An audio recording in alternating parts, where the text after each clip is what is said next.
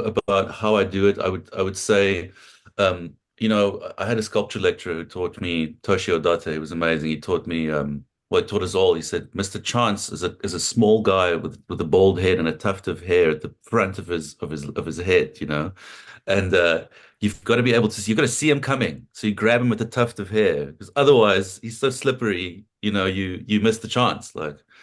So I'm always kind of looking out for what would be the way to take the opportunity.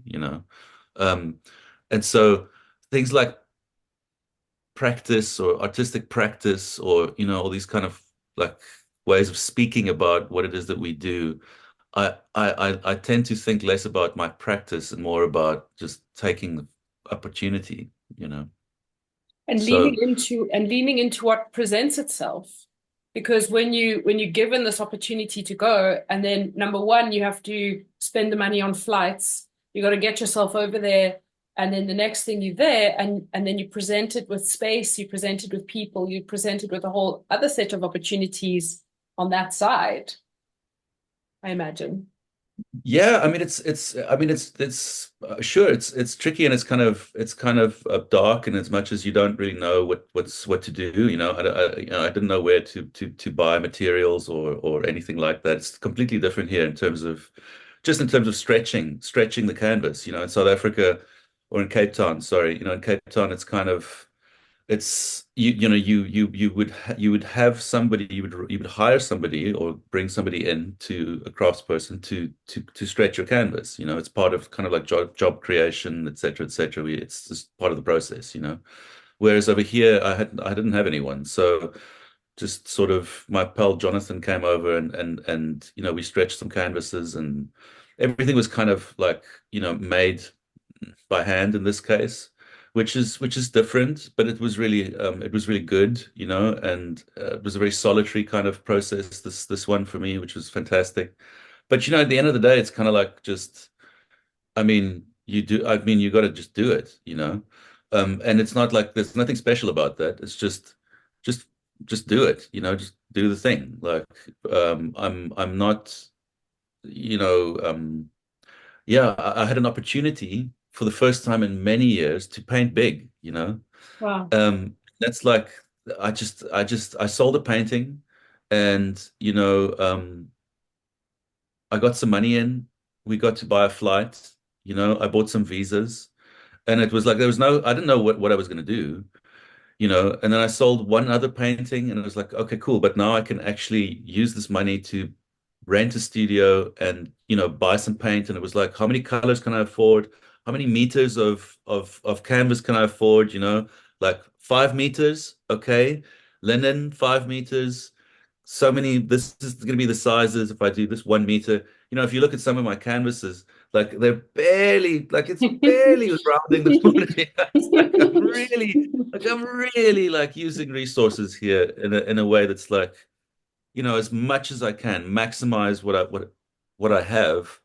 Yeah. Um, and that's there's nothing to complain about there. It's wonderful. But yeah, it's like that. It's been like that for me for 20 years. It's not like it gets better and it just sort of like exponentially you do this one and then you do well and then you do even better and then it goes. It's not like that. It's like, yay, oh fuck. Yeah, oh fuck. Yay, oh fuck. And then you kind of like go, what have I done? I can't even remember what I've done. So the only way I have memory is to look back at the work, like the work is my memory bank. You know what I mean? Like, Totally. And also, like, I was speaking to a young artist yesterday just about mm, crash and burn.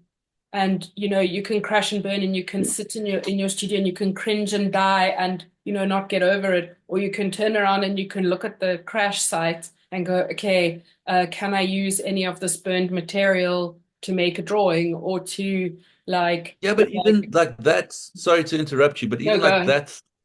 that thought even is so couched in some kind of like, could I maybe do this? It's like, what are you fucking doing if you have a choice as to what like you're sitting in a studio, in that scenario, you're sitting in a studio, right? Which is which is not the norm for most people, Mm. right? So A, you have a studio, and B, you're going, could I maybe use this? as something. Like you fucking absolutely should have been making using that stuff already. That's what you have. Do you know what I mean? Like use everything what you have, but don't sit there and be like, what is my artistic practice? How does this fit into my artistic practice?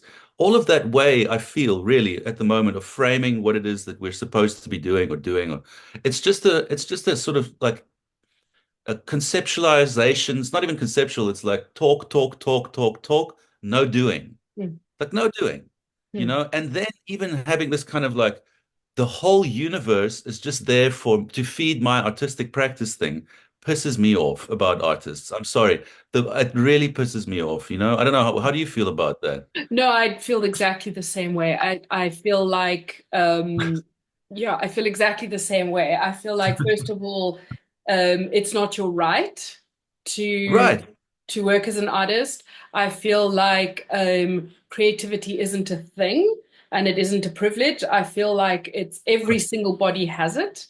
And I feel like Absolutely. certain people have the gall, I suppose, to express it through their action and their body and their medium, and it's hellish hard work, and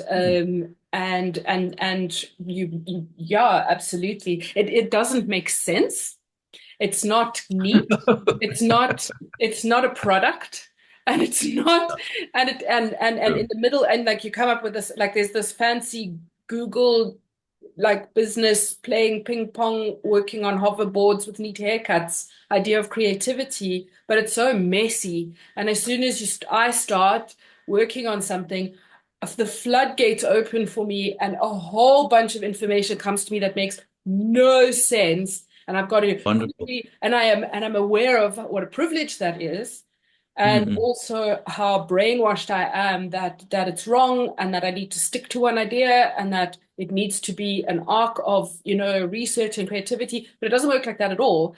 So it's a very, very, very messy process that I just kind of go "Ah," and work and hope for the best myself. Totally. I'm with you, there's such a kind of battleground between creativity and